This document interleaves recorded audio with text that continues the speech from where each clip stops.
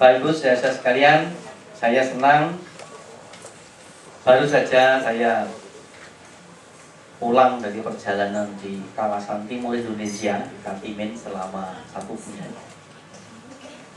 Lalu saya diberitahu oleh Pak Eka untuk hari ini, dan saya mesti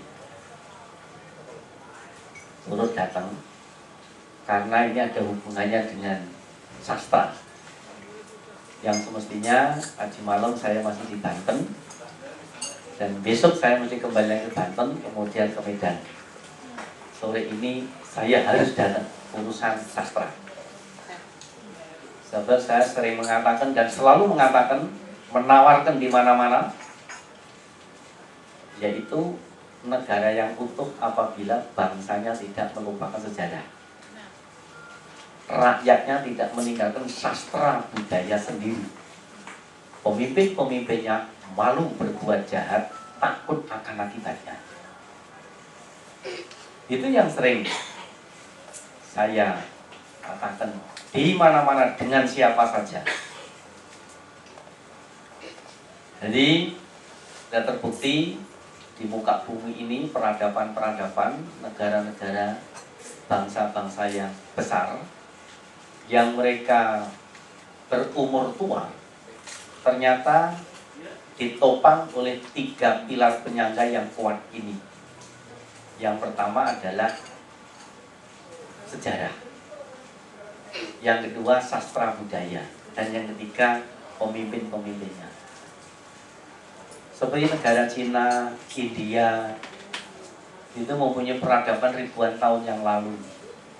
Salah satunya adalah sejarah. Memang pelajaran sejarah ini tidak menarik, karena itu kalau anak-anak kuliah, saudara-saudara kuliah itu jarang yang mengambil tertarik dengan jurusan sejarah.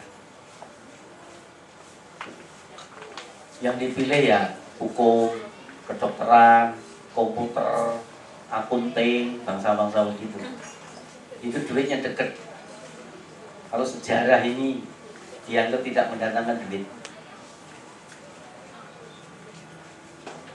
Tapi juga harus ingat, kalau satu negara, satu bangsa dia putus sejarah, artinya negara itu sudah tidak ada. Maka itu untuk mengajar sejarah supaya tetap menarik, maka diubah menjadi art, menjadi seni.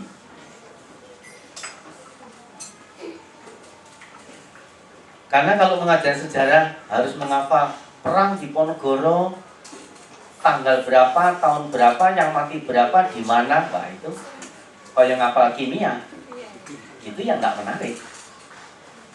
Tapi ketika itu dirubah menjadi novel, menjadi sejarah, menjadi sastra, itu yang membuat menarik. Di mana-mana bangsa-bangsa punya itu.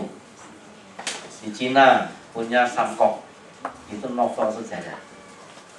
Di Jepang punya Musashi, di India punya Ramayana.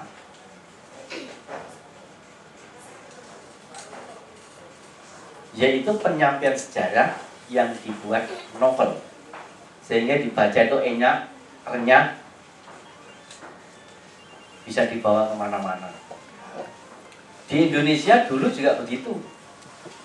Romo Mangun punya namanya Burung-burung Manyar, punya Roro Mendut. Nah, cerita dongeng misalnya punya Kancil Nyolong Timun. Ini sebetulnya dalam rangka mengajarkan harganya sejarah kepada anak-anak. Jadi meskipun kita tidak hidup pada zaman 49, 48, 49, tapi dengan membaca novelnya Romo Mangun yang Burung-burung Manyar, itu seolah-olah kita hidup pada zaman itu. Hanya memang menulis itu tidak gampang. Meskipun setiap hari kita berbicara itu lebih dari ribuan kata, tapi untuk menuangkan dalam bentuk tulisan itu tidak gampang. Tapi dari situlah yang akan menjadi ukuran suatu bangsa. Maka yang namanya seni itu sebetulnya terdiri dari dua suku kata. Seni itu sentuhan nurani. Maka semakin halus nurani seseorang, itu semakin indah karya-karyanya.